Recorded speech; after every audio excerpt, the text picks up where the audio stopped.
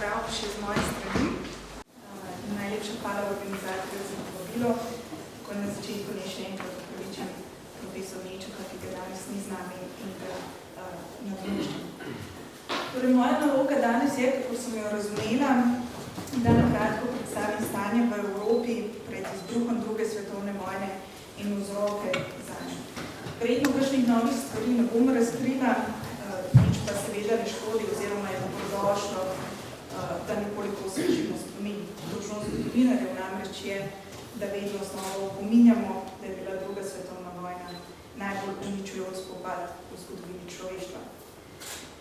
Njen izbruh pa je seveda tesno povezan z dediščino prve svetovne vojne. Charles de Gaulle je denimo leta 1946 izjavil, da je obdobje med obema vojnama le daljše premirje. Oba dogodka pa se spajata v drugo evropsko 30-letno vojno. Medvojna Evropa je bila Evropa dveh realnosti.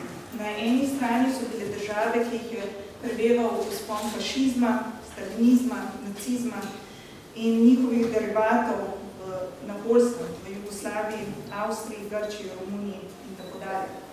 Njim nasproti so stale razmeroma stabilne demokracije, Švedske, Norveške, Nizozemske, Belgije, Švice, Velike Britanije in Francije, ki pa so tudi same imele lastne fašistične stranke in tako niso bile imune na dogodke v drugih državah. Med tako različnima ustrojema je bil spopad neizogiben. Razloge zanj najdemo vsaj ob predaji Nemškega imperija leta 1918, ki je presenetila celoten, čeprav naveličan in utrujen kontinent, svet, še posebej pa Nemce. Vojaško gledano je bila nemška vojska uspešna na vzhodnem bojišču, njene sile so bile še vedno zasidrane v Franciji in v Belgiji, predvsem pa so osrednja nemška ozemlja ostala nedotaknjena. Kljub temu je bil miselno militariziran nemški narod zdaj poražen in prepuščen na milost in nemilost zmagovalk, ki so tekom vojne žrtvovale visokrvni davek. Novo nemško vlado, ki je komaj končala svoj boj za oblast proti komunističnim revolucionarjem, so zmagovalke pozvale v Versaj. Tu se Nemci niso pogajali, temveč so le sprejeli pogoj zmagovalcev za mir, katerega glavni cilj je bila oslabitev Nemčije in njenih zaveznic. Nemška država, ki je šla iz Nemškega imperija, se je morala soočiti z obsežnimi ozemeljskimi izgubami, zlasti na vzhodu, kjer je novo ustanovljena Poljska dobila dostop do Severnega morja, medtem ko je največje in najpomembnejše mesto na tej obali, Danzig oziroma Gdansk, prešlo pod upravo novo ustanovljenega društva narodov, ki naj bi odslej zagotavljal kolektivno varnost. S tem je bilo ozemlje vzhodne Prusije odrezano od matice.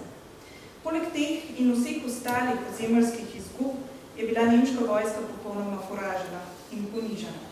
Omejena na vsega 100.000 vojakov se je moralo odpovedati še letalskim in tankovskim enotam, pa težki artileriji, kot tudi celotni mornarici z izjemo 6 vojnih ladij. Pogodba je dodatno vsebovala še ponižujočo klavzulo o krivdi, s čimer je bila Nemčiji pripisana celotna odgovornost za izbruh vojne.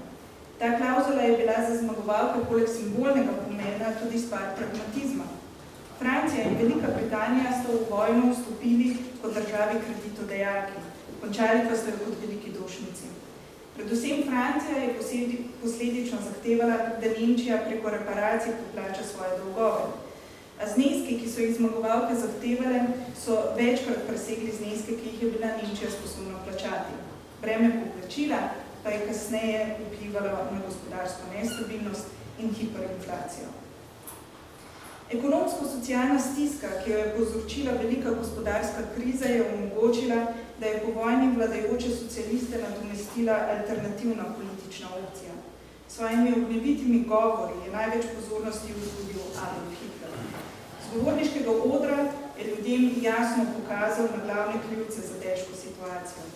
To so bili novembrski izdajalci, ki so podpisali premirje novembra 1918 in s tem končali prvo svetovno vojno. Socialisti in liberalci, ki so podpisali krivično Versajsko mirovno pogodbo, komunisti, ki so grozili Nemčiji z revolucijo in nazadnje še judovski bankirji, ki so načrtovali sesutje nemške države. Hitler je trdil, da je edini človek, ki lahko Nemčiji zagotovi mir, jo obrani pred rdečim terorjem in jo postavi na zaslužno mesto v svetu. S dušenjem delovskih uporov si je zagotovil podporo nemških gospodarstvenikov. S prelaganjem krivde na politične nasprotnike in na manjšine so ga podprli tudi obubožani nižji sloji v obdobju, ko je bilo kar 6 milijonov Nemcev brezposelnih, otroci pa so neredko umirali tudi zaradi podhranjenosti. Njegova stranka, nacionalsocialistična nemška delovska stranka, je z vsakimi volitvami povsem demokratično in legalno dosegala vedno večji odstotek sedežev v Reichstagu.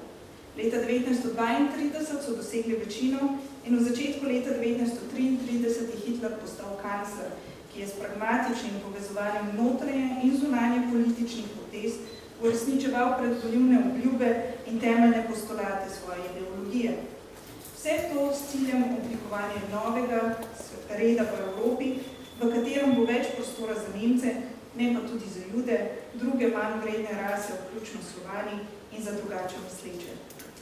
Med vsemi znanimi dogodki, ki so prikazani tudi na PowerPointu, je za izbruh druge svetovne vojne morda najpomembnejše povezovanje z Mussolinijevo fašistično Italijo, ki je predano sledila politiki irredentizma ter s konzervativno, tradicionalistično Japonsko, ki je podobno kot Nemčija iskala pot do verov in večjega življenjskega prostora.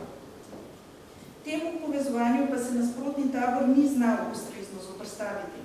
V sovjetski politiki je najmanj do sredine 30 let prevladovalo prepričanje, da je največji sovražnik bolševizma socialna demokracija, ki se je odpovedala konceptu revolucije in je uspevala v zahodnih demokracijah, kjer pa je nasprotno prevladovalo prepričanje, da je potrebno vse podrediti boju zoper bolševizem. Ta medsebojni strah je potroval temu, da v 30 letih ni bilo mogoče oblikovati skupne fronte proti nacistično-fašističnemu taboru, čeprav so tako države Zahodne Evrope kot Sovjetska zveza vedele, da je potrebno zameniti. Velika Britanija je posledično vodila politiko popuščanja do Nemčije. To je bilo vidno že v 20 letih, ko je po lokaranskih sporazumih, s katerimi je bila določena zahodna nemška meja, integrirala Nemčijo v mednarodne institucije. Leta 1932 je s pogodbo v Lozani odpisala Nemčiji reparacije. Vsa ta dejanja so bila storjena z upanjem, da bodo Nemčijo odvrnili od revizionizma in oboroževanja. Po prihodu Hitlerja na oblast, ko je načrtno potrojil zmogljivosti nemške vojske, je bilo jasno, da so se Angleži pri tem ušteli. Britanija je k temu še dodatno prispevala leta 1935, ko je podpisala sporazum o mornarici, s katerim se je sama odpovedala določilom Versajske mirovne pogodbe tako, da je Nemčiji dovolila obnovitev mornarice. S politiko popuščanja so nadaljevali, še posebej po letu 1937, ko je ta dosegla vrhunec. Temeljila je na ozemeljskih koncesijah, če tudi na račun po prvi svetovni vojni vzpostavljenih držav. Britanska javnost namreč ni želela nove vojne, kjer bi izgubili na milijone rojakov. Posledično je popustila tako pri Anschlussu v Avstriji kot na Češko-Slovaškem leta 1938. Britanija je upala, da bo na takšen način pomirila Hitlerja in ohranila mir. Francija je poskušala sprva ubrati manj popustljivo držo. Tu so bili socialisti in komunisti zaslužni za predlog, da bi se združili v boju proti fašizmu s tako imenovano ljudsko fronto. Predlog je bila pripravljena prevzeti celo Komintern, a je propadla skupaj z oblikovanjem jasne in služne podpore republikancov v španski državljanski vojni. Potem, ko so leta 1938 v Franciji vlado prevzele desne stranke, pa so se te podredile in sledile britanski politiki popuščanja. V Španiji sta medtem desne konzervativce, ki so se odločili zrušiti demokratično izvoljeno ljudsko frontno koalicijo, podprli Italija in Nemčija. V tej generalki za drugo svetovno vojno sta se posledično oblikovala dva tabora. Močan fašistični tabor in šibkejši protifašistični tabor. Kljub temu, da je Sovjetska zveza skupaj s podporniki socialistov v zahodnih državah podprla republikansko stran, je ta sčasoma prestopila na stran Nemčije. V to jo je pahnila lastna notranja politika skrajnega komunizma, stalinizma, ki so ga zaznamovali politični sodni procesi, množično preganjanje, široke čistke in koncentracijska taborišča imenovani gulagi. Zaradi množičnega preganjanja in splošnih nesvoboščin Sovjetska zveza ni bila deležna zaupanja meščanske demokraciji. Potem, ko ni uspel oblikovati protifašistične fronte, se je Stalin začel približevati Nemčiji. Vrhunec približevanja je bil za celoten svet šokanten sporazum o sovjetsko-nemškem prijateljstvu, ki sta ga 23. avgusta 1939 podpisala zunanja ministra Ribbentrop in Molotov, ki je svojim tajnim delom tudi razdelil poljsko državo. S podpisom pakta je Stalin poslal Zahodu jasen znak, da je Sovjetska zveza neverodostojen mednarodni partner, prepada med njo in zahodnimi državami, da se v tednu do izbruha vojne ni dalo premustiti.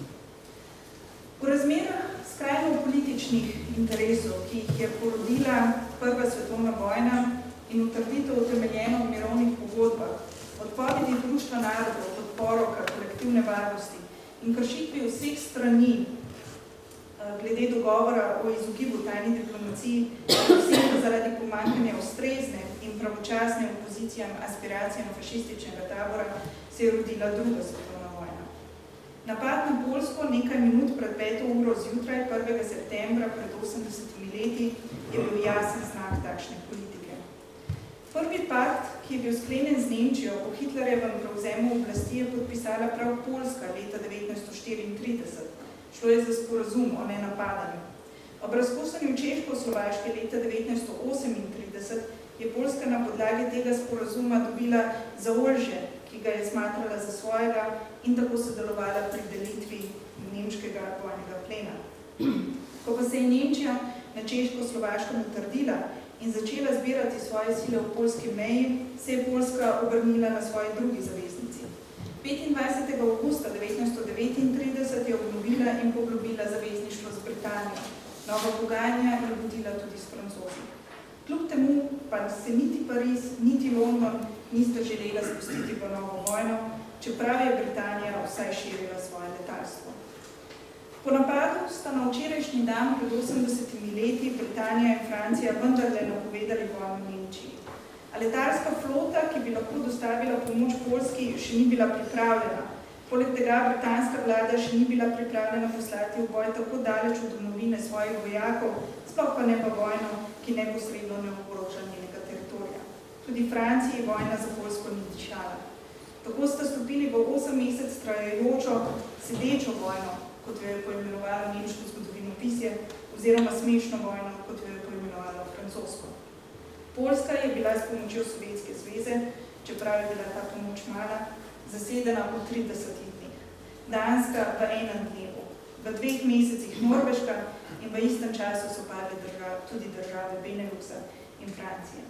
Na prvi pogled se je zdelo, da bo v vojni zmagal bolj složen fašistični tabor.